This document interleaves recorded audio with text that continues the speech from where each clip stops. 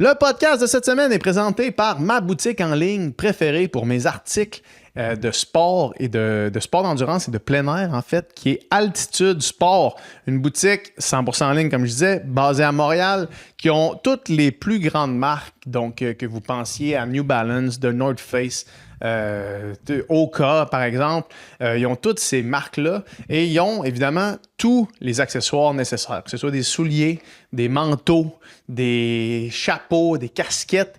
Moi, personnellement, dernièrement, je suis sur un trip, je sais que j'en ai déjà parlé, mais je suis sur un trip de palettes sans chapeau.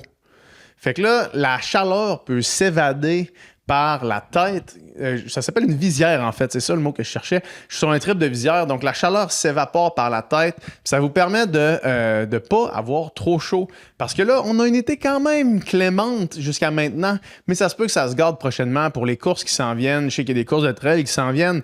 Gardez en tête que l'hydratation... Altitude Sport ont des vestes d'hydratation, des ceintures d'hydratation, évidemment.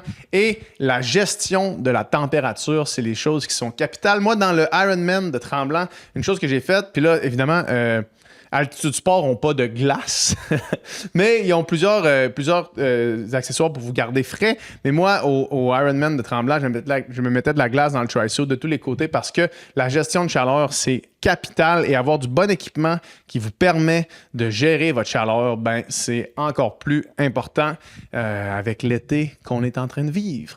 Donc, allez au Altitude Sport, utilisez le code promo UPICA 2026 pour jusqu'à 20% de rabais. Les détails vont être dans la description du podcast. Une production du Studio SF. Bienvenue au podcast UPICA, le podcast pour les geeks de sport, où est-ce qu'on geek sur le sport avec d'autres geeks de sport. Cette semaine, c'est le recap de mon 70.3 à Tremblant. J'avais fait un podcast avec Charles Castonguay, coach Charles Castonguay, pour parler de mon plan d'entraînement. Et là, en fait, on parle de la fin de mon plan d'entraînement. Et en passant, ce plan d'entraînement-là, si vous retournez dans le podcast qu'on a fait sur le plan d'entraînement est 100% disponible en ligne, gratuit. Évidemment, il n'y a pas le détail des séances, mais il y a la structure générale des semaines et des mois. Et c'est ce plan-là que j'ai suivi à la lettre à 100% qui m'a mené vers une performance de 4h16 au 70.3 de Mont-Tremblant la fin de semaine dernière. Donc, on parle de la fin de mon build, comment j'ai négocié les semaines d'entraînement spécifiques. On parle du taper, comment j'ai fait mon taper, comment je l'ai planifié. Et évidemment, je vous raconte ma course. Et Charles est là pour donner son opinion, mais principalement pour écouter comme un ami qui écoute le récit de course d'un autre ami. Et ensuite, on parle de qu'est-ce qui s'en vient pour moi, c'est quoi les apprentissages, et etc., etc. Donc, sans plus attendre, en fait, le podcast est présenté par UPICA. J'ai fait tout mon build sur du UPICA.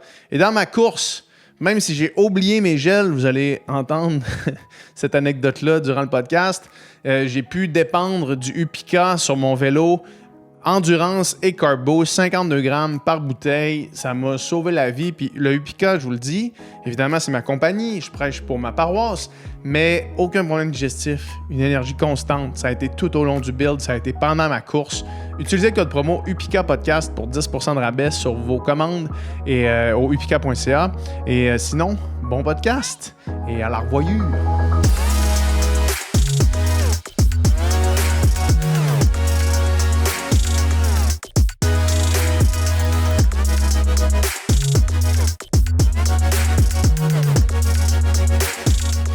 C'est parti!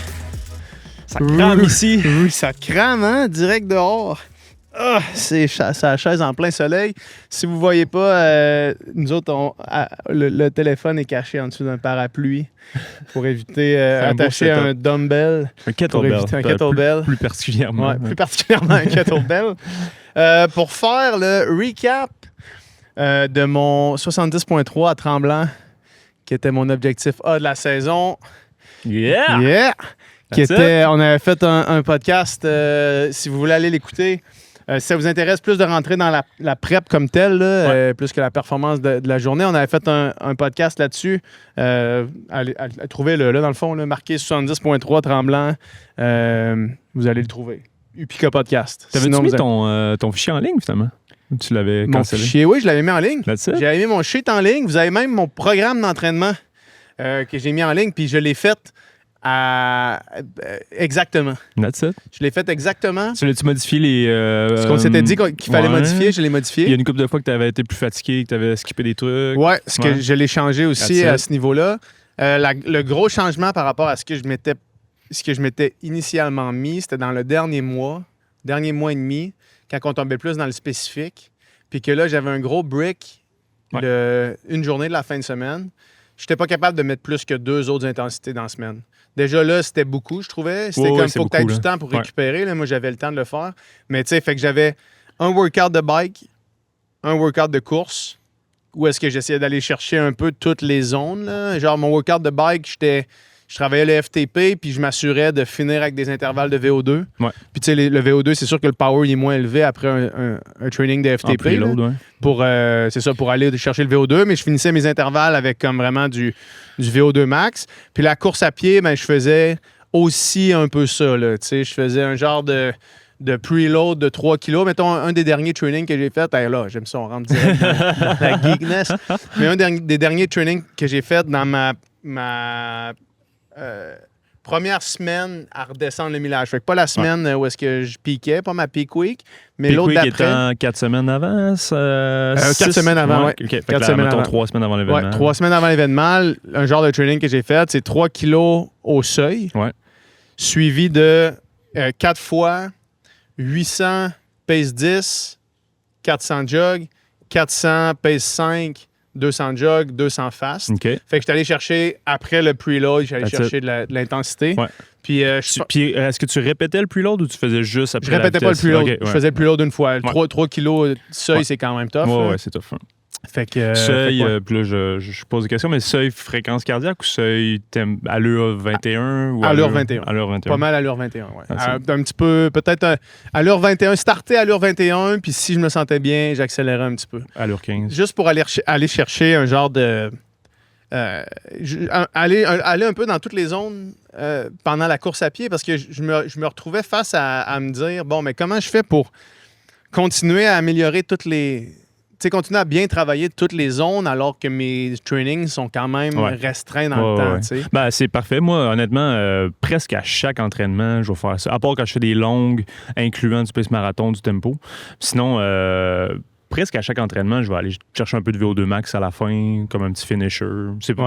Ça peut être des grosses portions de l'entraînement, mais souvent, c'est des petites portions de l'entraînement.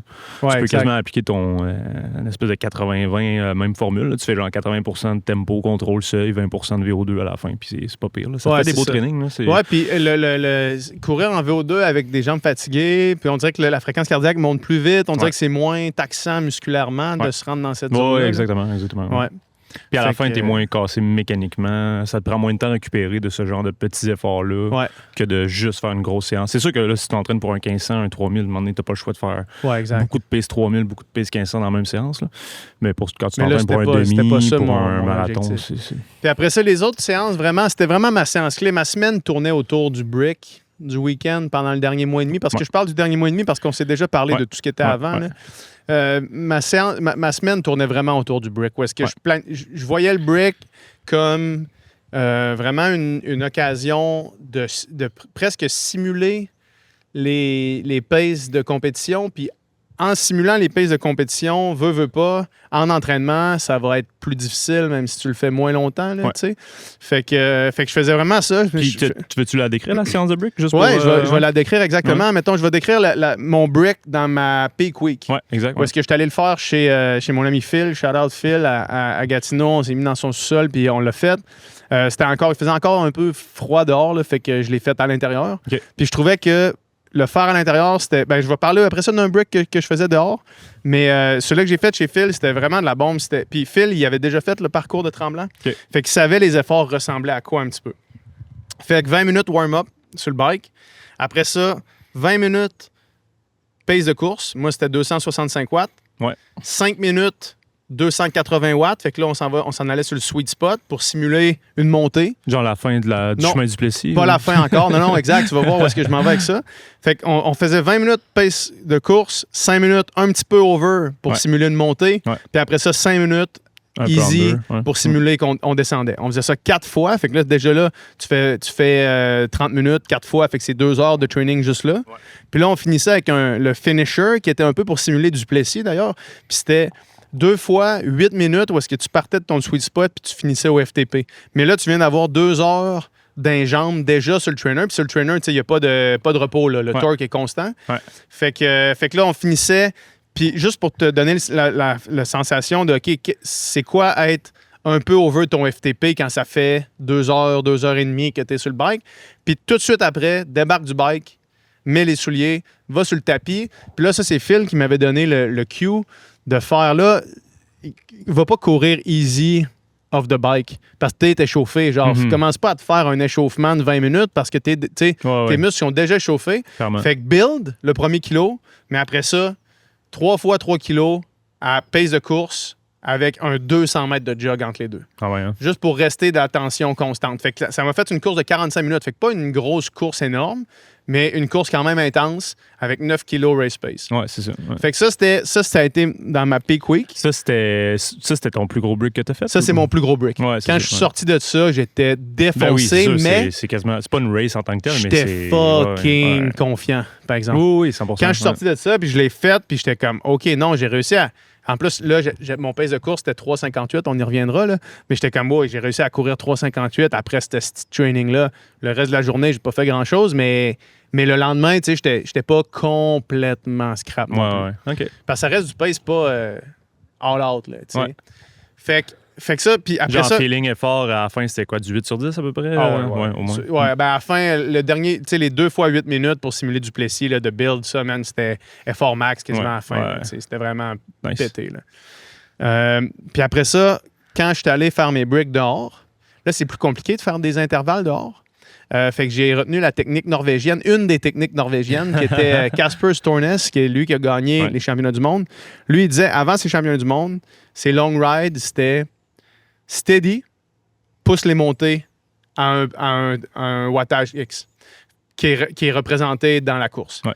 Fait que je suis allé faire une long ride. Je l'ai faite une fois dans le parc de la Mauricie. Je l'ai faite une fois dans le parc de la Gatineau, où est-ce que c'est steady 250 pendant genre 2 heures. Steady 250, les montées entre 295 300 watts. Constamment. Genre... Toute la ride. Ça m'a donné des average power, pas normalized, mais average power à comme autour de 257. La deuxième fois, je l'ai fait autour de 267, qui était pile mon race pace. Fait que ça faisait 2 heures à peu près au race pace, confortable quand même sur le plat, mais les montées en pic, avec le même principe de off the bike. Fait que sors du bike, commence pas à faire un long warm-up, fais juste aller te mettre sur le pace, puis check comment ça feel. Ouais. Avec pas beaucoup de repos encore. Ouais, mais pas des longues courses. Parce que ça reste... Tu faisais des 10 kilos, des 10-12. Genre 10-12, des fois correct, 13. Dans ma peak week... non, l'autre d'après, après la peak week, parce que la peak week, le vélo était vraiment long. Fait que quand je descendais le vélo, à un moment donné, j'ai monté jusqu'à 16. Mais ça reste juste, entre guillemets, un demi-marathon là, que tu as à courir. Fait que j'avais pas besoin de mettre tant de millage. Non. Juste tester le race pace. Fait que ça, man, j'ai trouvé que c'était probablement les trainings les plus payants. Parce que c'était tellement spécifique, c'était tellement... pour la confiance aussi. Pour la confiance Ah oui. aussi, ouais. Ouais.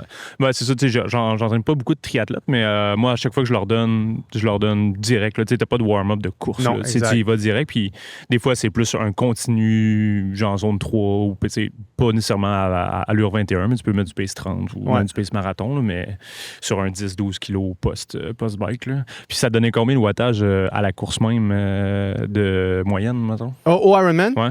265. 265. Ouais.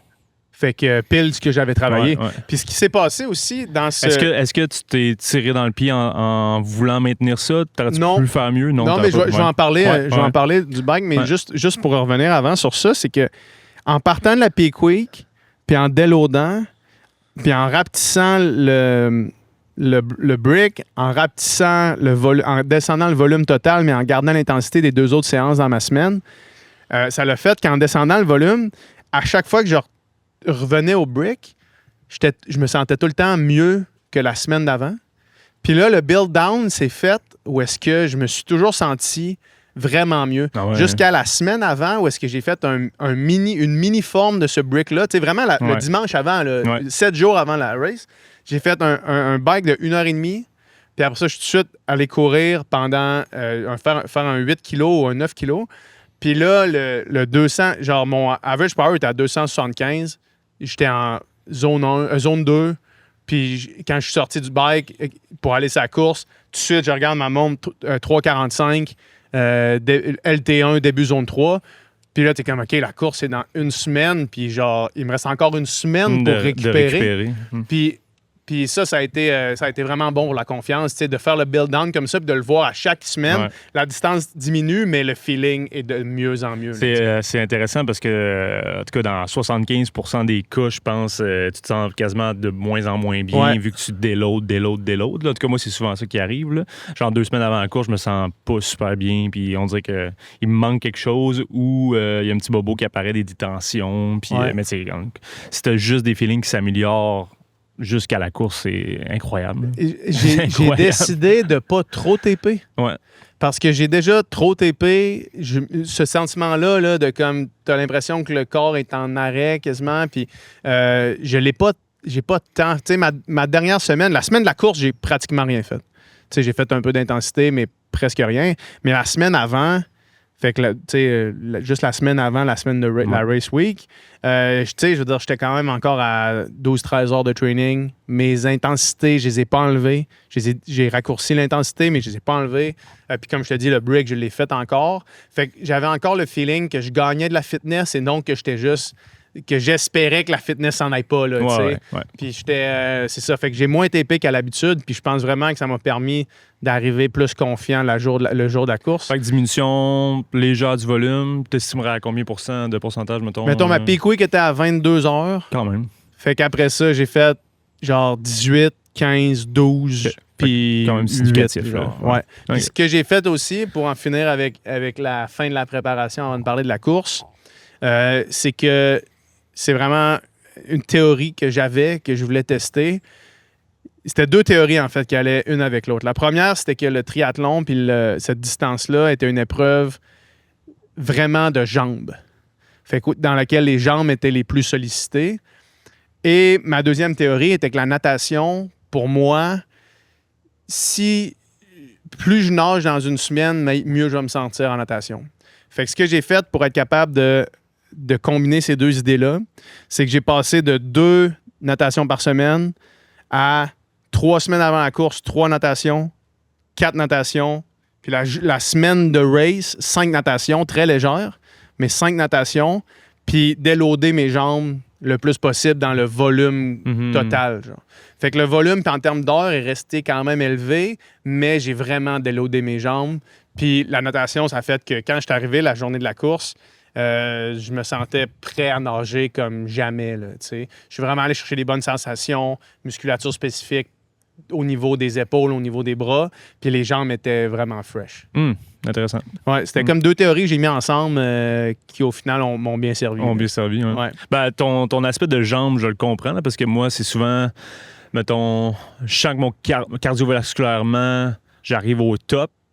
Plus l'événement approche, je sens que musculairement, vraiment au niveau musculaire, jambes, ischio, quad, fessiers, c'est ça, la fatigue s'accumule, puis elle est plus longue à TP, elle s'en va. J'arrive souvent à la course un petit peu hypothéqué musculairement, mais physiologiquement, je me sens tout le temps au sommet, mais c'est les jambes, on dirait, ils veulent lâcher peut-être un petit peu avant le cardio, mettons. Là. Fait que je me suis vraiment dit ça, je me suis dit, je vais les slacker le plus possible. Il n'y a pas de gain à aller chercher dans d'avoir une bonne technique de dire, OK, nage, parce que si je slackais les jambes complètement, mais que j'augmentais rien d'autre, ben là, tu overtape et t'es pas mieux. Là, Fait que je suis arrivé vraiment fit. La natation, ça m'a vraiment aidé. Puis les jambes étaient fresh le matin de la course. Là. J'ai fait un petit spin là, 2 jours avant.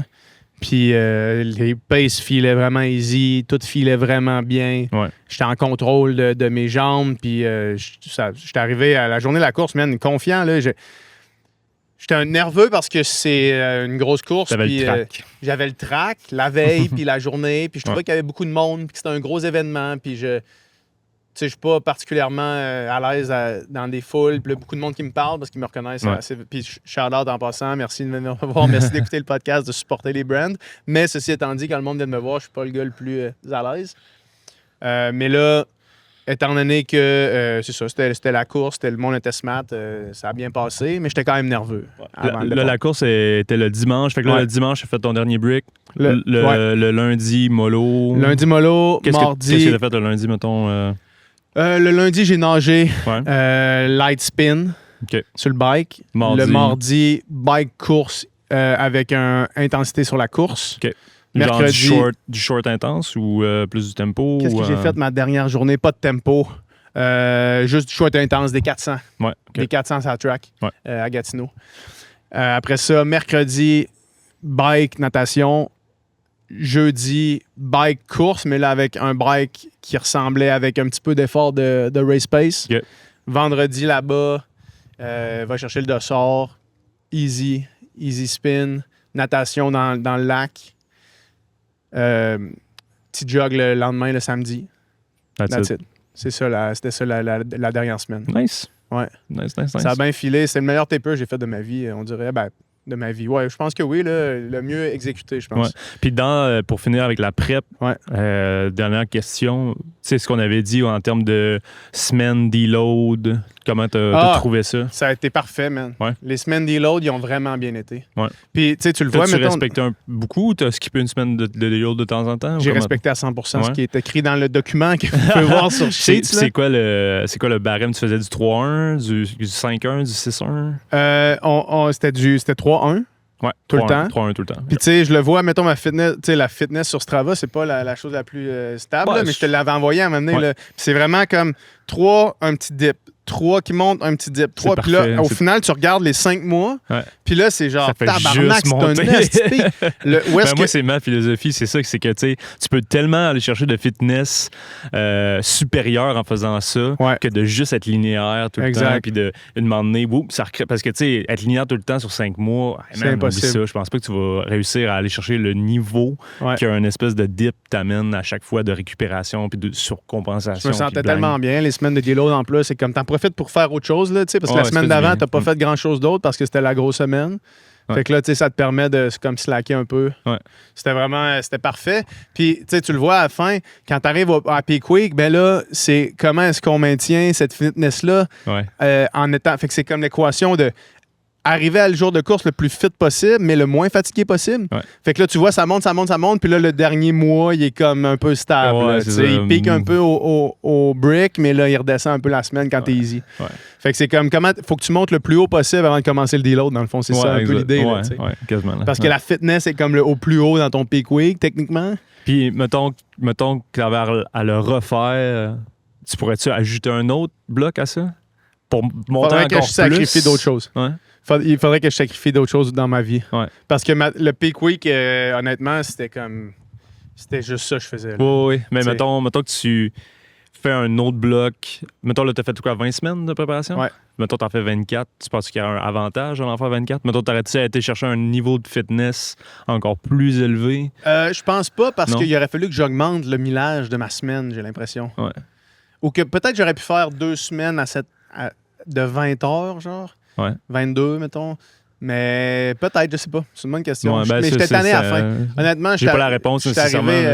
J'ai frôlé la limite de la fatigue, appelons ça émotionnelle. Mais on en parlera dans un autre coin du geek. Mais tu sais, mettons, de casser cette progression-là de 20 semaines avec 2-3 semaines d'intensité brute, moins de volume, tu penses que ça elle amènerait un point positif, mettons? Peut-être. Mettons, tu mets 24 semaines, ou 23, ou 22. Mais qu'au milieu, tu te un 4 après semaines. Après une rest week, tu te mets un 2 semaines, bang, tu te crisses des volets.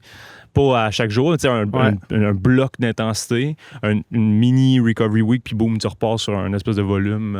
Juste pour casser la monotonie. Puis, tu sais, faire augmenter ton VO2 max, là, que à un moment donné, il va être pas le facteur limitant, mais tu sais, là, tu fais monter ton plancher tout le temps, là, finalement. Là. Fait que là, ton VO2, pas que tu vas pouvoir l'améliorer anyway de toute façon énormément, là, mais ça peut être un petit rest pour tout ce qui est seuil. C'est sûr que oui, puis ça m'aurait sûrement aussi permis d'augmenter mon top end. Ben, c'est ça. Parce que là, j'ai comme l'impression que j'ai vraiment un diesel en ce moment. J'ai l'impression que mon top end est quand même... Tu sais, j'ai couru 3,51 pendant le demi-marathon après la natation puis le bike. Mais je pense pas que... J'aurais peut-être pu courir 3,45 fresh, mais je pense pas que j'aurais pu courir 3,35 fresh, mettons. Ouais. Tu comprends? Ouais. Alors que mon PB sur demi-marathon, c'est en bas de ça. Ouais. Fait que je pense que c'est un peu...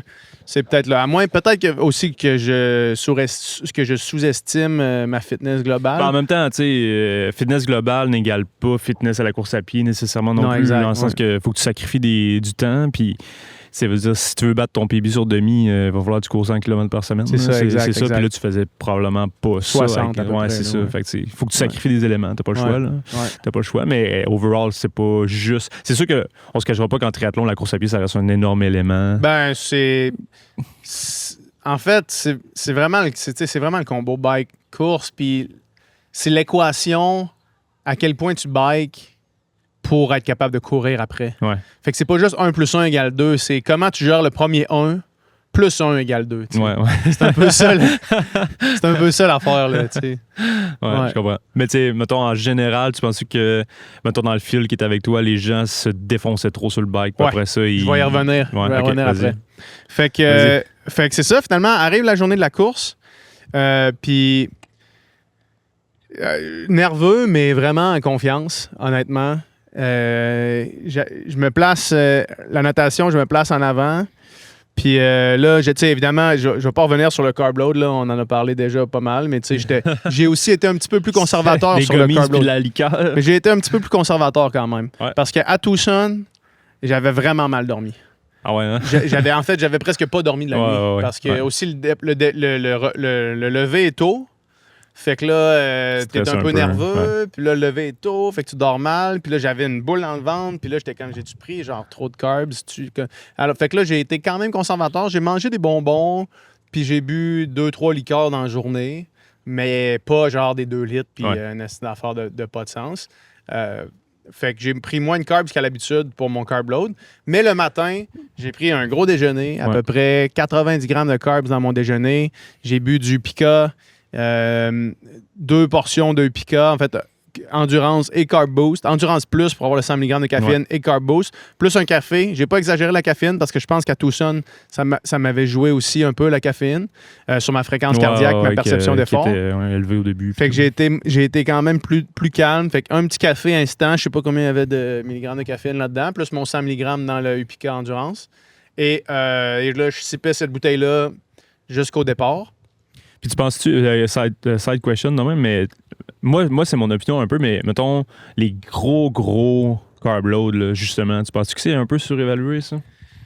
Mettons, avec tout ce qu'on fait présentement en termes de exogène, de glucides, c'est-à-dire tout ce que tu te mets dans le corps pendant l'effort, puis tout ce qu'on est capable de faire maintenant. Moi, je suis capable de me rendre à du 140 quasiment. Ouais. Est-ce que on se tire un peu dans le pied au niveau gastrique de vouloir faire des ultra gros. Tu sais, je dis pas qu'il faut pas en faire, il faut en faire. Là. C'est ultra important pour ton stock de glycogène, mais tu sais, sur des efforts ultra longs comme ça, c'est quand même limité là, ce que tu vas aller chercher en forme d'énergie avec ton glycogène. Là, tu sais, ça représente pas...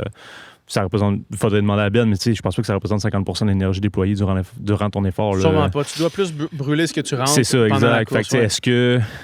Puis j'ai pas la réponse à ça encore, mais est-ce qu'on se tire dans le pied des fois à vouloir en faire des trop gros puis à se loader? Ben, c'était un peu ça mon point de vue. Là, je me disais, OK, parce que de toute évidence, quand tu carb load la veille d'un gros workout, tu te sens mieux le gros workout. Ça, moi, c'est identifié que ça arrive. Sauf que quand je carb load la veille d'un gros workout, je me claque pas un 2 litres de coke. Ouais. Fait que là, ce que j'ai fait, c'est la semaine avant, j'ai bien mangé, toute la semaine. Puis les jours avant, j'ai toujours pris un gros déjeuner. Tu sais, j'ai mangé plus que d'habitude. Gros déjeuner, des crêpes, des fruits, plein d'affaires, gruau. Puis là, le dîner, gros dîner. Prends vraiment la peine de ne pas faire genre je mange une sandwich sur le side ou whatever. Je mange des grosses assiettes. Puis la journée avant, j'ai mangé plus de carbs que dans une journée normale. Mais pour répondre à ta question, j'ai l'impression que si tu es capable de le faire sans qu'il y ait zéro impact négatif, c'est le best. C'est le best. Sauf que s'il y a des impacts négatifs, puis moi, je pense que c'est ça que j'ai découvert à Tucson, où est-ce que j'étais pas capable de dormir, même si j'avais arrêté bien avant la nuit. J'avais mal au ventre le lendemain. Le lendemain, j'ai passé... J'étais à le concours de qui va chier le plus là, avant la course. J'ai chié dans un cactus dans le désert à côté du départ, tu sais. Fait que j'ai fait attention à cause de ça. Mais ceci étant dit, d'après moi, j'étais loaded de carbs quand même. Puis aussi le matin de la course. des carbs rapides le matin de la course. Juste avant le départ, je me pogne un Beta Fuel 40 grammes. J'avais un Beta Fuel dans mon tri-suit qui était en dessous de mon wetsuit pour le prendre parce qu'il y avait 300 mètres à courir jusqu'à la transition. Fait que je l'avais avec moi. Puis là, on se met dans le premier corral là, il y a une couple d'anciens nageurs avec qui j'étais dans ce coin-là. Nice. Puis on essaie de partir. Moi, je m'étais dit, je vais essayer de trouver un peloton parce que le lac était calme. Il n'y avait pas une vague, pas de vent. Fait que je m'étais dit, s'il y a un peloton, ça va nager vite dans le peloton. Finalement, le gun part, on part. Puis là, je me mets à juste prendre mon rythme parce que j'avais fait un long warm-up à sec. Parce que dans mes trainings de natation, j'étais vraiment capable de facilement tenir le race pace, mais les premiers 800 mètres étaient toujours vraiment chiants. Fait que j'avais de la misère à m'échauffer. Fait que là, j'ai fait un gros warm-up à sec, des mouvements de bras, des push-ups, des exercices de core. Fait que aussitôt que je commence à nager, j'ai un esti de bon feeling. Ça va bien. Il y a des bouées à plein de places. Fait que j'ai pas besoin de tout le temps regarder en haut. Je peux regarder, je la vois, je me redirige. Puis rapidement, je suis tout seul. Il y a personne avec moi. T'es first, là. Premier des amateurs. Parce que les pros sont partis 15 minutes. On y reviendra là-dessus. OK. Les pros sont partis 15 minutes avant. Les pros femmes sont partis 10 minutes avant nous autres. Puis là, nous autres, on part 10 minutes après. OK. Fait que là, j'arrive là. Je me retourne des deux côtés. Il y a personne. Je me retourne en arrière. Il y a personne dans mes pieds. Puis je me sens easy.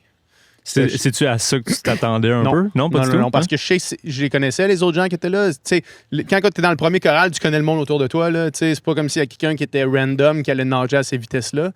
Fait que, puis là, j'ai dit ça en toute humilité. J'ai fait 25 ans de natation dans ma vie. Ouais, c'est ça, j'ai un bon nageur. J'ai quand même une bonne idée. C'était pour ça ma question. C'est l'affaire. Fait que là, c'est ça, là, je me retrouve tout seul.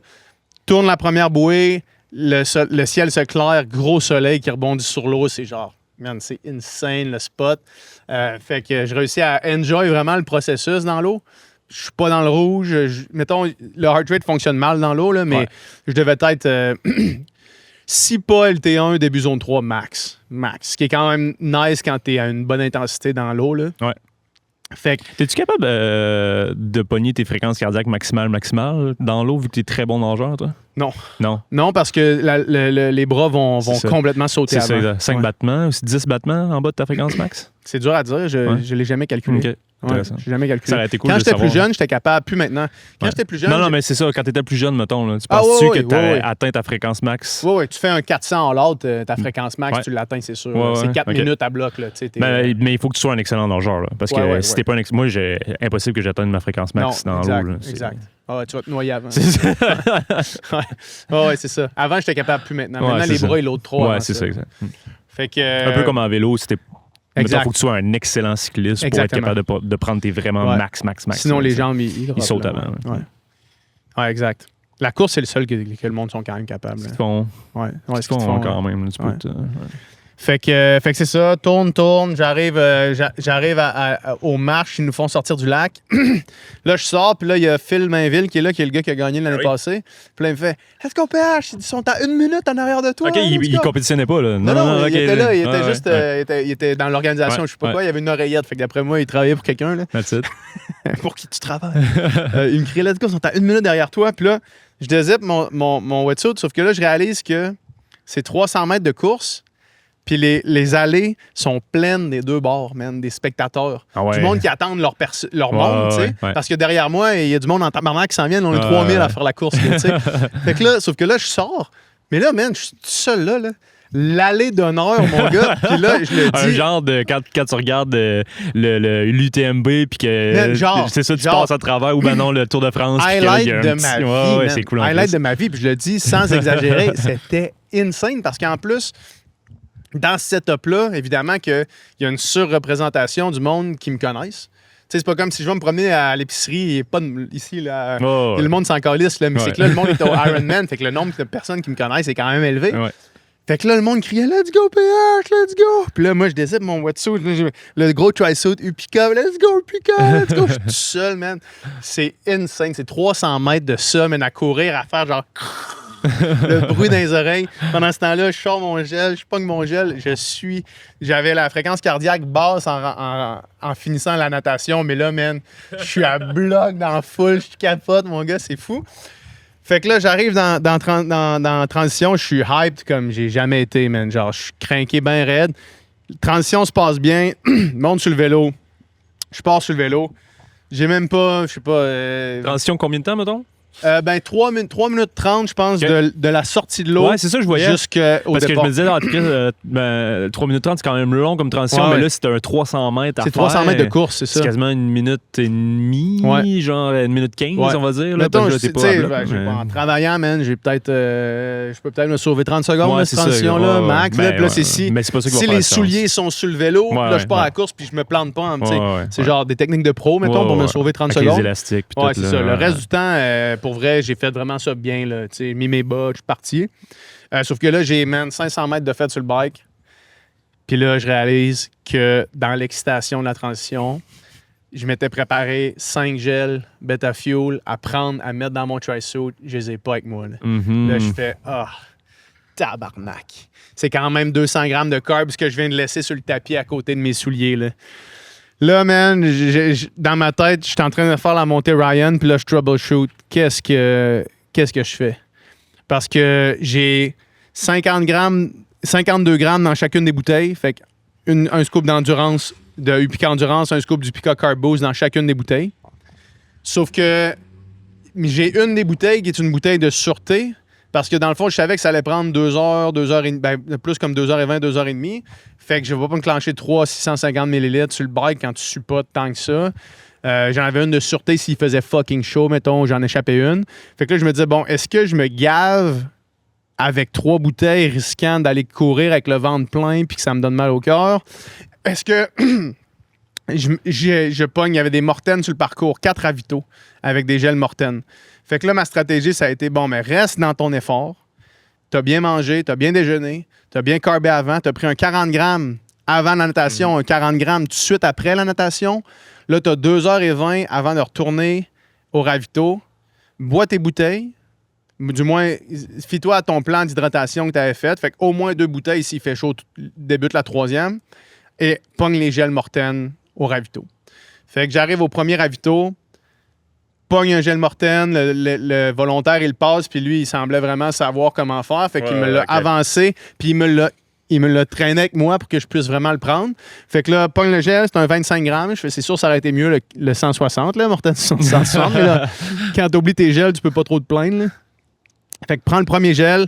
Pendant ce temps-là, je commence à rattraper des filles pro. Quand même assez rapidement, là, tu sais, puis là, je les dépasse, puis ça va bien sur le bike. Arrive sur l'autoroute, 2e ravito, le gars, il fait juste tendre, c'est un petit gars, il tend le gel, je viens pour le prendre, le gel drop, puis là, c'est pas comme si t'avais 4 personnes qui le donnaient, là, il y a comme une personne qui donne des électrolytes, une personne de l'eau, une personne... C'est quand même un art de donner des gels, honnêtement. Manque le gel, là, je fais tabarnak. Continue. Là, c'est là que les gars amateurs commencent à me rattraper, à me dépasser, des gars qui me dépassent, mais comme ils me dépassent pas... Le premier qui m'a dépassé, c'est quand même tard dans la course, là, tu sais. Fait que genre, c'est quand même tard dans le bike, Ouais. genre au kilomètre 35. Fait que je suis pas en train de... Je suis en train de bien biker quand même, là, tu sais. Puis quand il me dépasse... T'avais-tu le win en tête à ce moment-là? Non. Non, OK. Non, j'ai jamais eu le win en tête. J'ai OK. jamais pensé aux positions, en fait. Jusqu'à l'arrivée, j'avais aucune idée de ma position par rapport à qui que ce soit. Puis de toute façon, j'ai un éditorial à faire après sur ça. fait que c'est ça, les gars, ils commencent à me passer, mais quand ils me dépassent, c'est pas comme s'ils me clairaient puis que je les revoyais plus. C'est genre, OK, ils me dépassent parce qu'il faut qu'ils poussent pour pas me drafter. Mais quand ils ont fini de pousser puis qu'ils se remettent en avant, c'est comme, ils s'en vont pas trop loin, là, tu sais. Fait que je savais qu'ils me prenaient pas des siècles, là. Finalement, 3e ravito, man, drop encore le gel. Là, je commence à paniquer un peu. Là, je commence à me dire, man, est-ce que je vais underfuel? Comment est-ce que je gère ça? Parce que je savais qu'il y avait du Plessis qui s'en venait aussi. Comment est-ce que je gère la stratégie? Finalement, je me dis, tant que tu files bien, continue. Parce que de toute façon, j'étais début zone 3, pas mal tout le bike, tu sais. Fait que je me suis dit, tu brûles des carbs, mais t'es pas juste sur des carbs. Fait que tant que t'es pas en LT1, LT2, tu brûles pas juste des carbs. Fait que j'étais quand même conservateur. Je me disais, c'est correct, tu t'es entraîné là-dessus, man, t'as bien mangé, t'es correct. Puis quand tu vas revenir dans la transition, je me suis dit, je vais me prendre un gel live en arrivant que j'avais pas planifié faire. Puis je vais m'en amener 2 à la place de juste 1 pour le demi-marathon. Puis je gérerai rendu là. Fait que c'est ça, 3e ravito, j'échappe le gel encore. Continuant à me faire dépasser, mais encore une fois, pas. Il y a peut-être 6 ou 7 gars amateurs qui me dépassent. Je continue à dépasser des filles pros, ce qui est quand même aussi nice de rattraper du monde. Là. Puis, finalement, dernier ravito, j'ai réussi à pogner le gel. Puis là, ça m'amène direct vers Duplessis, qui est comme la côte que tout le monde a un peu peur. Là. Finalement, man, elle passe vraiment bien. Là. Genre, c'est plusieurs petits plateaux. Là. C'est pas une grosse crise de côte. Je trouvais que la côte sur l'autoroute 117 était vraiment plus longue et plus chiante. Ça passe bien. Duplessis, ça va. Puis là, on revient Duplessis. C'est nice parce qu'il y a 10 kilos où est-ce que tu descends, dans le fond. Fait que tu es comme light spin. Tu te prépares mentalement à ta course. Fait que là, j'étais déjà en train de me dire, bon, comment ça va se passer? Genre... qu'est-ce que je fais dans la transition? Où est-ce qu'ils sont mes gels que j'ai oubliés? Fait que là, j'avais comme un peu mon plan dans la tête. Puis, c'est ça, descends, finis Duplessis. Puis là, tu recroises du monde, quand même nice aussi, là, de recroiser du monde, savoir un peu le monde est où. Puis, je devais être comme 8e amateur, mettons, 7e amateur peut-être, quand je suis arrivé à 2e transition. Fais la transition, encore une fois. En termes de temps, ça représente quoi, mettons, par rapport au premier amateur? Tu as une petite idée? Je pense que quand je suis arrivé quand je suis arrivé au turnaround de Duplessis, fait quand il restait 10 kilos, 10 bornes, je pense que j'étais 3 minutes 30 derrière Alexandre Gay qui a finalement gagné la catégorie amateur au Ironman. Puis il m'a battu de 6 minutes en tout. Okay. Ça fait du sens considérant qu'il a couru, je pense, à 3,47 de quoi de même là, sur son demi. Fait que c'est à peu près ça. Là. Fait que là, j'arrive au T2. Puis avec toutes les bricks que j'avais faites, le feeling de sortir du bike, je le connaissais par cœur. Fait que là, dans mes jambes, quand je descendais du Plessis, je connaissais le feeling. J'étais comme, ah non, t'as encore des jambes pour courir. J'étais confiant que cette sensation-là, je l'avais déjà vécue avant. Puis j'étais confiant que j'allais être capable de courir bien. Là, fait que fais la transition, comme de fait, pogne un gel de plus, mets-le dans ma pouch, mais prends un gel aussi live pendant la transition. Puis là, je commence à courir. Puis aussitôt que je commence à courir, je tourne le coin, je sors la transition, puis là, ma blonde est là. Puis là, elle me suit, genre, elle me voit, puis là, elle fait « Let's go, let's go! » Puis là, je me tourne vers elle. Puis là, je me sentais, man, on dirait que je chantais pas mes jambes, genre, tellement que je flottais, genre, quasiment, ouais. Puis là, c'est sûr, j'avais aussi les Zig Meta Speed Ray, là. Ouais. C'est quand même insane, là. Ouais. Tu sais, pour vrai, c'est... Mettons, j'aurais été curieux de mettre ça... Tu sais, mettons, au marathon d'Ottawa, genre, quand j'ai fait 2,44, là, j'aurais été curieux de juste, dans la même forme, juste switcher les souliers. J'ai comme un feeling que ça aurait pas été 2h44, là. J'ai comme un feeling, man. Puis en plus, j'avais, dans ce temps-là, les New Balance RCLA 2, là. Fait que c'est comme la version qui était avant qu'il l'allège vraiment. Ouais. Fait que je me dis, il y avait une couple de minutes, là. Ils sont à combien, les Meta Speed Ray? Ils sont en 100... Ah, ils sont en bas 100. Bas 100, ouais, bas 100. Bas 100, man, mais tu peux pas marcher dedans, faut que tu cours. Parce que si tu marches, tu tombes. Si tu marches, tu te casses la cheville, là. Ouais.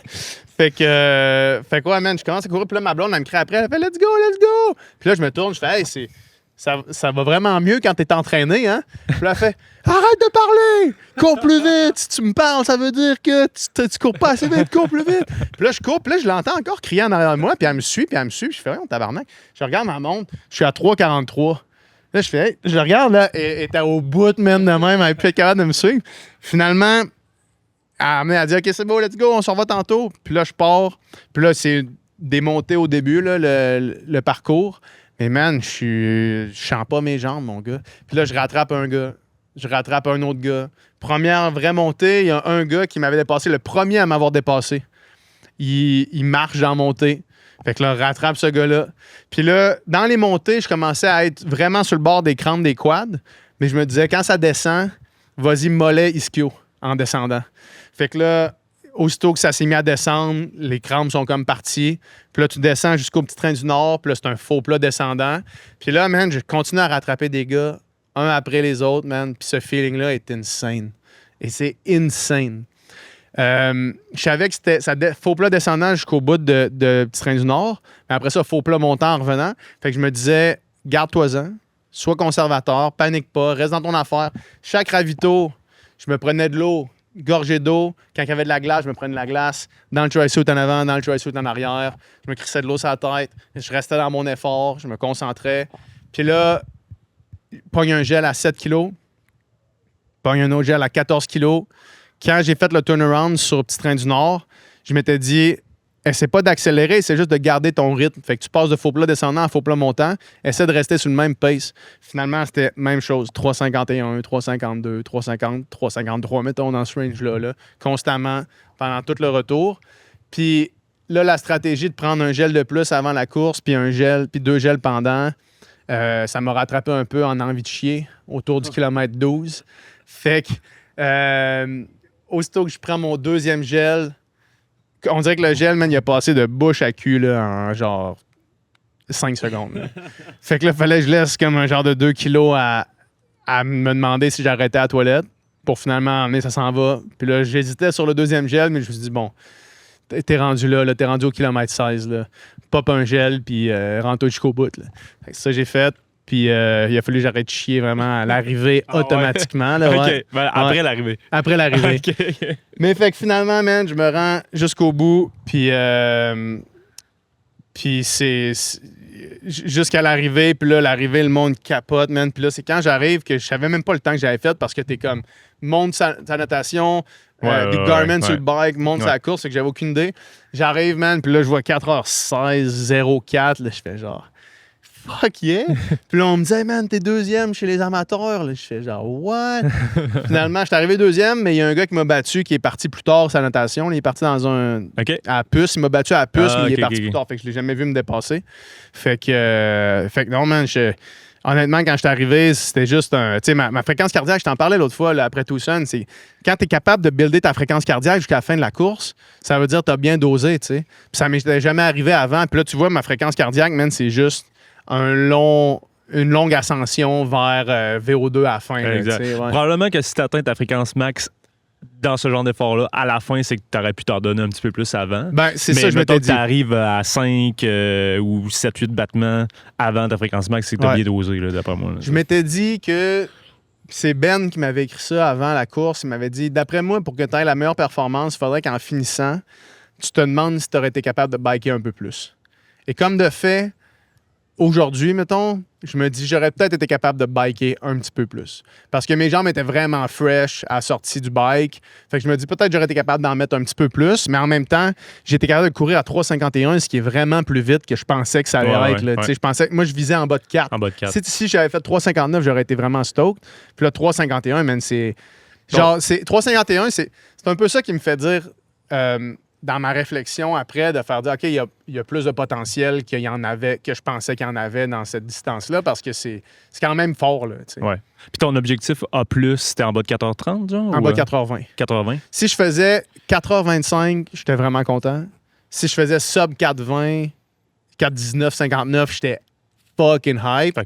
Puis dans mes wildest dreams, si tout se passait parfaitement, 4h15, mais... C'était avant de compter le 300 mètres de course. Tu sais, mettons, en faisant juste le calcul de faire, bon, ben, natation, ça se peut que je fasse 24 minutes. Vélo, ça se peut que je fasse 2h22. Tu sais, fait vraiment le calcul mathématique en disant, il y a peut-être 3-4 minutes de transition. Mais là, il y avait 5 minutes de transition. Ouais. Fait qu'essentiellement, ça revient à peu près à ce que à mon objectif A. Plus. C'est malade, ça. Ouais. Incroyable. Ah, je suis vraiment content, man. C'était ton deuxième? C'était mon deuxième. C'est ça. Puis par rapport au premier, c'est quoi l'amélioration? Le bike. Le bike. Puis en termes de temps, mettons? En termes de temps, j'avais fait 4h29. OK, c'est quand même mais gros, le bike, j'ai fait plus vite parce que c'était ici, puis le parcours était plus rapide. Ouais. Fait que j'avais fait plus vite au bike ici. Okay. J'avais fait 1 minute plus vite au bike ici. Ouais. Sauf que j'avais watté 20 watts de moins d'average. Exact. Non, fait que là, j'ai watté 20 watts de plus d'average, mais j'étais easy. Ouais. Tu sais, j'avais couru mon demi ici à 4,29 de pace parce que j'avais explosé, tu sais. Fait que là, j'ai couru à 3,51 de pace le demi, mais en wattant 20 watts de plus. Puis, je veux dire, je fais juste commencer à faire du bike. Ouais. Puis là, il y a du monde qui m'ont parlé, là, des spécialistes de l'aérodynamisme, qui me disent qu'il y a au moins 6 minutes, mettons, si on me donnait une meilleure position puis un meilleur bike demain matin avec la même forme physique, un genre de 6 minutes sur le bike. C'est fou, ça. Fait que là, je me dis... C'est pour ça que là, en finissant, j'étais tellement content pendant 24 heures, puis après ça, je me suis mis à me dire, bon, ben... Sub 4. Sub 4, ça se peut-tu, tu sais? Mais mathématiquement, ça se peut-tu? Puis honnêtement, je pense que la réponse, c'est oui. Ben là, tu sais, ça fait 3 ans que tu fais ça, 2 ans? Ben, j'en ai fait 1 an. Ouais. J'ai fait un détour vers juste du marathon pendant Ouais. 1 an. Puis là, c'est ma 2e année. Ouais. Genre, mais c'est 5 mois, c'est pas une année. Là, Ouais, tu sais. moi, je pense que oui, puis faut que tu te laisses au moins un 5 ans pour voir, C'est là, ça, tu sais, pour c'est voir ça. le vrai potentiel Fait que que tu as. mon idée, c'était Après ça, de un autre me dire 5 ans pour dire je peux optimiser avec du tune-up. Tout, Mais là, tu sais. mais là c'est que tu le sais comme moi, c'est que là, on arrive dans les âges où est-ce qu'à un moment donné, il y a une butte. Tu sais, mais je pense que jusqu'à 40, Ben oui. ça va. Ben oui. Fait que là, il me reste 5 ans encore jusqu'à 40. Fait que là, je me dis, bon, what's next? mais ouais, c'est ça, man. Puis tu sais, au final, c'était vraiment, tu sais, c'était ma plus... Post-natation, là, depuis Ouais. que... Post-natation, c'était mon expérience de compétition la plus fun. Parce que, premièrement, j'ai réussi à courir jusqu'à la fin, tu sais. J'ai rattrapé du monde, Ouais. j'ai mieux pacé. Ben ça, ce sentiment-là, c'est incroyable. C'est le meilleur feeling. Ouais, ouais. Tu le sais, c'est meilleur pas que feeling. tu souhaites une mauvaise course aux autres, c'est juste pour toi-même, c'est incroyable. Parce Tu sais, qu'il y en a qui vont casser. Fait que si toi, tu casses pas, veux pas, tu vas rattraper du monde, tu sais. Fait que... mais fait juste que au non. niveau motivationnel, c'est Ben, juste. exact. Au lieu. Puis même des fois, c'est mieux que d'être. Tu sais, quand t'es dans le lead en avant, l'expérience de course que t'as est moins bonne que quand tu rattrapes du monde Ouais. puis tu finis 2e. Être dans le lead en avant comme si un tigre te chassait pendant 7 heures de temps, 4 heures de temps, 3. Et ça, c'est infernal aussi, au Ouais. niveau stress. Exact, là. exact, c'est exact. tellement rough. Là. Ouais, puis tu sais, moi, je savais que j'allais me faire dépasser dans le vélo, fait que j'ai pas paniqué avec rien de ça, tu sais. Fait que ça a été une belle expérience, toute la ligne. Il va falloir qu'on rappe bientôt, Ouais, mais ouais. juste en finissant. Notre Bonjour. notre prochain invité. Ce qui sera vient pas là, d'arriver. ce sera pas long. Mais ouais, juste pour finir, il y a quelque chose qui est puis c'est mon éditorial que je voulais faire tantôt, là. Il y a quelque chose qui est très culturel dans le triathlon. Où je trouve que on manque de respect un peu pour les triathlètes professionnels. Puis qu'est-ce que j'entends par professionnel? C'est les triathlètes qui ont leur carte pro, mettons. J'entendais Alexandre Gay, qui a été premier des amateurs, faire son recap de triathlon, puis il commence en disant « J'ai gagné Tremblant ». Mais avec tout le respect que je lui dois, puis il a eu une super course, puis je le félicite, puis je suis vraiment content pour lui, il n'a pas gagné Tremblant. Tu sais, moi, j'ai fait une bonne performance. Là. J'ai fait 4h16. J'étais arrivé 3e amateur, mais j'étais arrivé 28e à Tremblant. C'est ça la vraie position. Puis je trouve que dans le triathlon, on le mentionne pas. Tu sais, souvent, on parle juste de nos groupes d'âge, on parle juste du volet amateur, mais il y a des pros qui... Tu sais, je veux dire, il y avait 2 Québécois, là. Il y avait Z Roy et... comment il s'appelle l'autre qui est arrivé 4e, là, que j'ai oublié son nom? Un gars de 22 ans, là, il est vraiment jeune. J'ai vu Z, je sais pas. En tout cas, il est arrivé Ouais. 4e, Ouais. il a fait 3h44, une performance absolument débile. Incroyable. Puis on parle pas de lui quasiment, alors qu'il m'a battu de 30 minutes. Là. Tu sais, genre, fait qu'il y a des niveaux à tout ça. Puis par respect pour les athlètes élites, je pense que c'est important de vraiment mentionner. Tu peux dire combien tu es arrivé dans ton groupe d'âge. Moi, je l'ai dit, j'étais arrivé premier 35-39, j'étais arrivé 3e amateur, mais le classement, j'étais arrivé 28e au Ouais. total. Tu sais. C'est important de le mentionner, je trouve.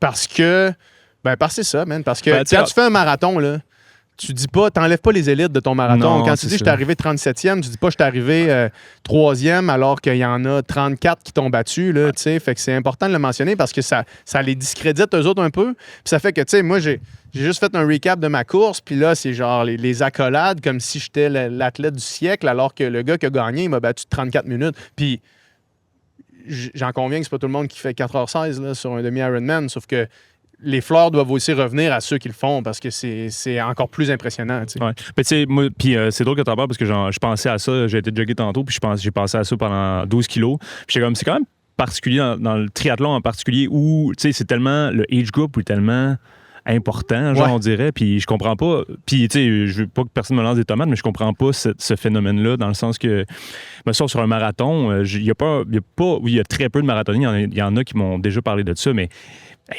Très, très peu. 99 Très, très marathoniens sur 100 vont jamais te dire je suis arrivé Puis- premier de mon age group, puis j'ai fait, tu sais, puis sans à rien enlevant au age group, dans le sens que si Ben tu non. as 60 ans, puis tu fais 4h15 au demi, c'est fucking fort, puis Ouais. peut-être que oui, tu peux braguer que tu as gagné, mettons, tel groupe d'âge, mais en même temps, je suis comme, Encore est-ce que on devrait juste, puis je dis ça de même, puis ça avec tout respect, parce que je suis un néophyte du triathlon quand même, je connais ça, mais Ouais. je suis pas un expert.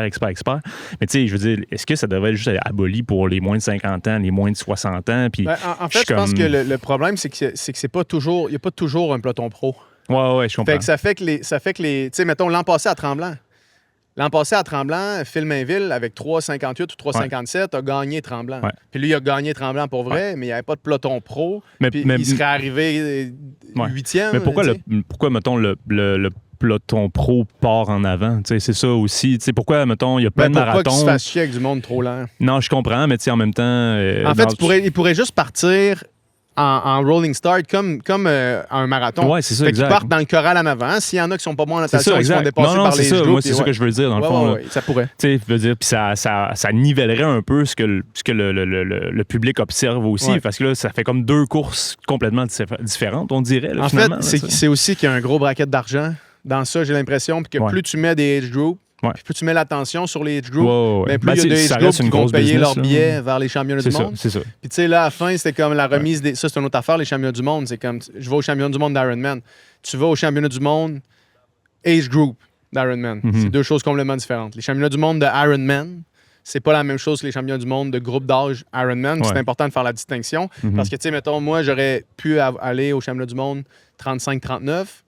Puis le gars, t'es sur le podium, puis il dit oubliez pas là, d'avoir votre méthode de paiement à portée de main parce qu'il faut payer en sortant. C'est comme, OK, là, il faut que je paye 800$ pour un billet.